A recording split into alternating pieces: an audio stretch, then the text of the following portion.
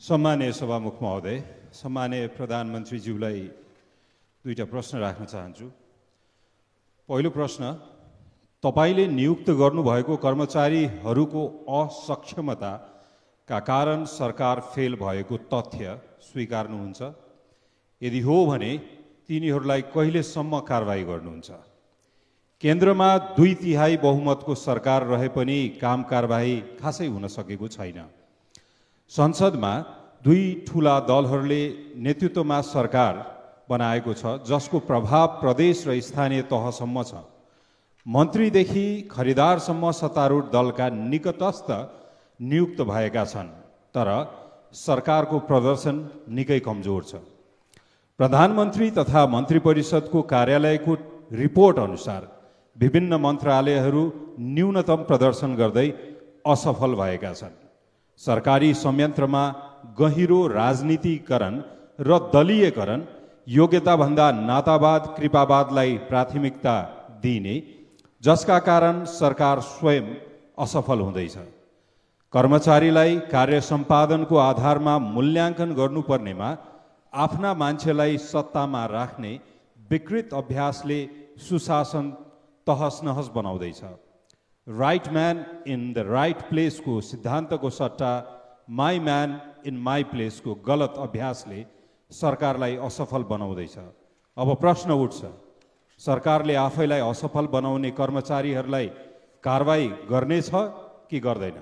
यदि कारबाही गर्छ भने कहिलेसम्म र कसरी? मेरो दोस्रो प्रश्न रहेको छ, 2/3 को बलियो सरकार हुँदाहुँदै पनि मुलुक दैनिक ऋणमा निर्भर किन बन्यो? सरकारको योजनाबद्ध रूपमा सिर्जित अवस्था हो? पछिल्लो पटक सम्मानीय प्रधानमन्त्रीज्यूले शपथ लिने बेलामा नेपाल सरकार चलाउन मात्र दैनिक 1 अर्ब ऋण लिनुपर्ने अवस्था थियो। आजको दिनसम्म आइपुग्दा दैनिक 1.5 अर्ब भन्दा बढीको ऋण लिनुपर्ने अवस्थामा मुलुक पुगिसकेको छ। निजी क्षेत्र हतोत्साहित छ। 2/3 को ठूला दलको बलियो सरकार हुँदा पनि किन यस्ता दुरावस्थामा मुलुक पुगेको होला? 2/3 को बलमा तपाईहरूले योजनाबद्ध ढङ्गबाट सुनियोजित रूपमा यो अवस्था निर्माण गर्नु खोज्नु भएको त होइन कतै? धन्यवाद। सम्माननीय प्रधानमन्त्री। सम्माननीय सभामुख महोदय,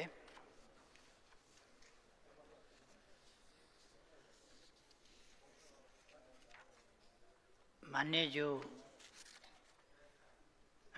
प्रश्नभन्दा अगाडि केही व्याख्या राख्नुभयो। अलिक आक्रोशपूर्ण देखिए। कर्मचारीहरू मैले नियुक्त गरेको होइन र अहिलेको सरकारले हाम्रो मान्छे होइन राम्रो मान्छेको खोजी गर्छ र योग्य मान्छे उपयुक्त ठाउँमा राख्छ। यसमा कुनै प्रकारको भेदभाव होइन। मेरिटोक्रेसी गुणदोषको आधारमा मूल्याङ्कन हुने र मेरिटोक्रेसीका आधारमा मानिसलाई जिम्मेवारी दिइने परिपाटी छ, त्यो गरिनेछ।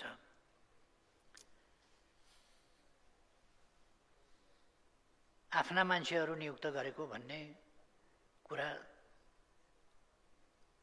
यो आरोप सही छैन। त्यसकारण अझ मेरो हैसियत, मेरो हकमा भन्नुहुन्छ भने मेरो आफ्नो मान्छे भन्ने कुनै हिसाबले, कुनै पनि प्रकारले आफ्नो भन्ने परिभाषाभित्र पर्ने मान्छे एकजना नियुक्त भएको देखाइदिनु भयो भने यहाँलाई धन्यवाद भन्ने छु। मैले सरकार त्यस आफ्नोवाला बाटोमा हिँडेको छैन। अहिले देशको परिस्थितिको गम्भीरतालाई बुझेर त्यस गम्भीरताबाट देशलाई उकास्ने कसरी? गरिबीमा छ देश। आज यो 2टा ठुला पार्टीको 2/3 को सरकार बनेर आर्थिक अवस्था यो जटिल ठाउँमा यो 8 महिनामा पुग्यो हो र? त्यसकारण कुनै पनि कुरालाई हामीले अति संयुक्तिपूर्ण ढङ्गले वा बढाइ चढाइ वा आधारहीन ढङ्गले गर्नु वाञ्छनीय हुँदैन। नेपाल पछाडि परेको छ, गरिब छ, त्यसै कारण एलडिसीमा छ।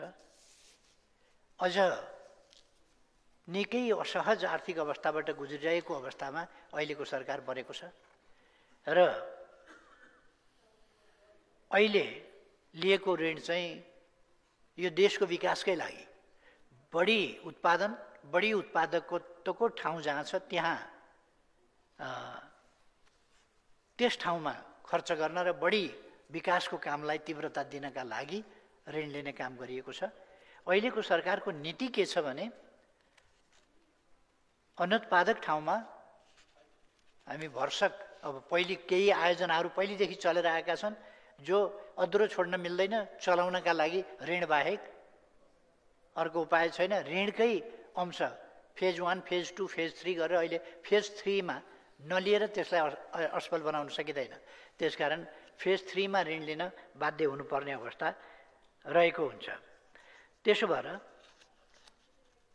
सरकारले यी सबै परिस्थितिहरूलाई ध्यानमा राखेर ज्यादै गम्भीरतापूर्वक यो दयनीय अवस्थाबाट देशलाई सकेसम्म छिटो मुक्त गर्न, त्यसका लागि कर्मचारी प्रशासनलाई सक्षम, दक्ष बनाउन, तालिम उपलब्ध गराउन र कमी कमजोरीहरू कहीँ छन् कि त्यस कुरालाई पनि हेपेर ढिला सुस्तीका कुराहरू त्यस सम्बन्धमा 7 दिनभन्दा बढी कहीँ कतै कुनै मन्त्रालय वा कुनै विभाग कसैले पनि फाइल अड्काएर राख्न नपाउने त्यसको निर्देशन जारी गरिएको छ र भ्रष्टाचार हुन नपाओस् भन्नका लागि विभिन्न उपायहरू, अनुगमन जस्ता कुराहरू, कामहरू गरिएको छ र भ्रष्टाचार नियन्त्रण र निर्मूलन गर्ने काममा सरकार लागेको छ।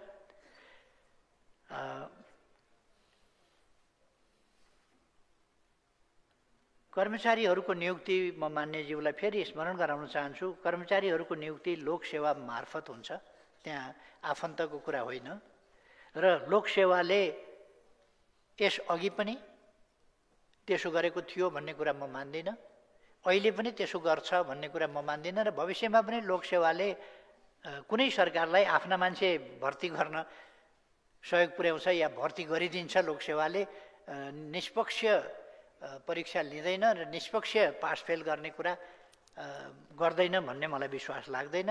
लोकसेवा आयोगबाट कर्मचारीहरू नियुक्त हुने गरेका छन्। तिनै तहमा कर्मचारीको नियुक्ति लोकसेवा आयोगको सिफारिसमा योग्यताको आधारमा गर्ने गरिएको मान्यजीलाई जानकारी अवश्य छ भन्ने लाग्छ। कर्मचारीको ज्ञान, सिप, अनुभव र कार्यक्षमताको आधारमा पदस्थापन र सरुवा गर्ने गरिएको छ। कानुन विपरीत कार्य गर्ने कर्मचारीलाई कारबाही कहिले हुन्छ भन्ने मान्यज्यूको जुन प्रश्न छ, यसमा पनि हाम्रो संवैधानिक क्षेत्राधिकार तथा कानुनी प्रबन्ध हेर्न मान्यज्यूलाई अनुरोध गर्दछु। त्यसका आफ्ना विधि छन्, आफ्ना तरिका छन्, आफ्ना प्रक्रिया छन्, तदनुसार नै हुने छ। त्यो म फेरि जानकारी गराउन चाहन्छु। कानुन विपरीत काम गरेको भए कारबाही गर्ने संवैधानिक निकायहरू छन् अथवा त्यसको कानुनी व्यवस्था पनि छ, त्यसका लागि प्रक्रिया पनि छ र त्यसका लागि निकायहरू पनि छन्, तदनुसार नै हुन्छ। ती निकायहरूले कानुन विपरीत काम गर्ने व्यक्तिलाई कारबाही गर्ने गर्छन् र त्यस्ता व्यक्तिहरू सजायको भागीदार हुन्छन् र भइरहेका पनि छन्। सरकारी संयन्त्रहरूमा हुने सरुवा बढुवा र नियुक्तिमा नातावाद कृपावाद भयो भन्ने मान्यजीको प्रश्नलाई म अस्वीकार गर्न चाहन्छु। त्यो गलत आरोप हो।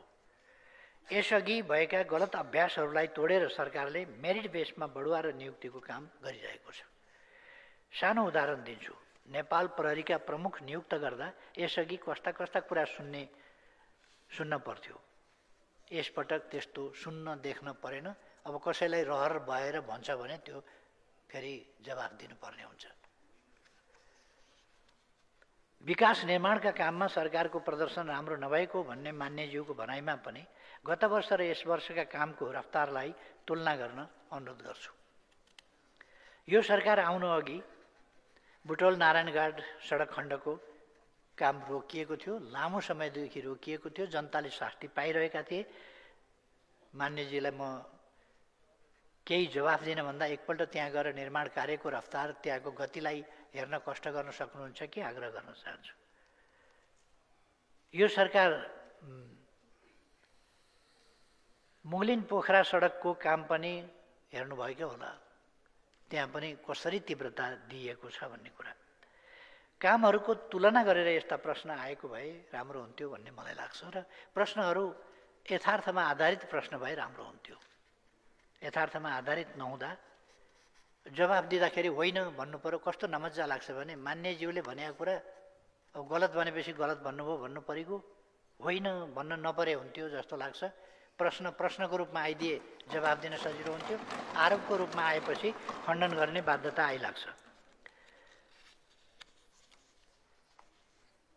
मान्यज्यूको दोस्रो प्रश्न छ, मुलुक चलाउन ऋण लिनु पर्यो, उद्योगी व्यवसायीहरू हतोत्साही छन्, संसारका शक्तिशाली र ठुला भनिएका देशले पनि ऋण लिन्छन्, हामीले पनि ऋण लिन्छौँ। मुख्य कुरा ऋण केका लागि भन्ने कुरा हो। अघि नै मैले भनिसकेँ कि हामीले उत्पादनमूलक क्षेत्रमा, त्यही पनि उत्पादकत्व वृद्धिको क्षेत्रमा, कहीँ उद्यमशीलताको विकासको सन्दर्भमा, कहीँ यस्तो पूर्वाधारको विकासको सन्दर्भमा जसले राष्ट्रको विकासको काममा तीव्र प्रतिफल दिन्छ, तीव्र मद्दत पुर्याउँछ, त्यस्तो ठाउँमा ऋण लिएको छ।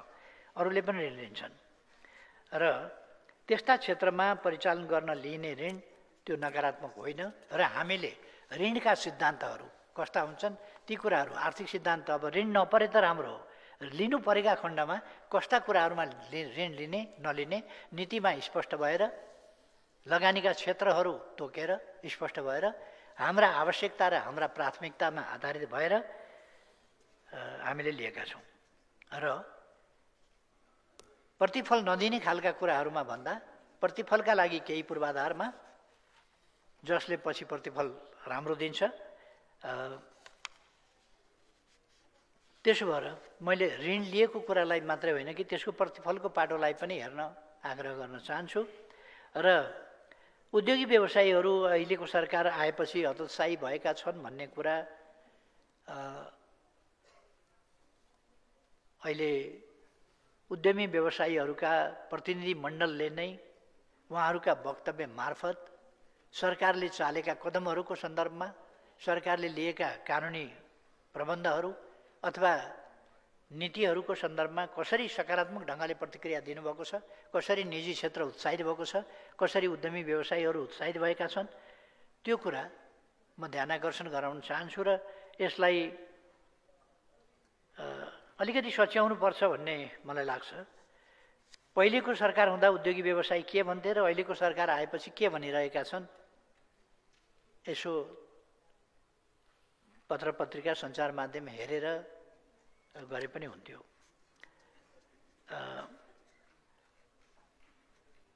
उहाँहरूकै सार्वजनिक बाइटहरू हेर्न सुन्न पनि म आग्रह गर्न चाहन्छु के भनिरहनु भएको छ उहाँहरू यथार्थमा। औद्योगिक तथा व्यावसायिक वातावरण सुधार गरेर लगानी अभिवृद्धि गर्न हालै सरकारले अध्यादेश मार्फत लगानी व्यवसायी मैत्री हुने गरी कानुन सुधार गरेको छ। यसबाट निजी क्षेत्रको समग्र मनोबल पनि उच्च भएको छ।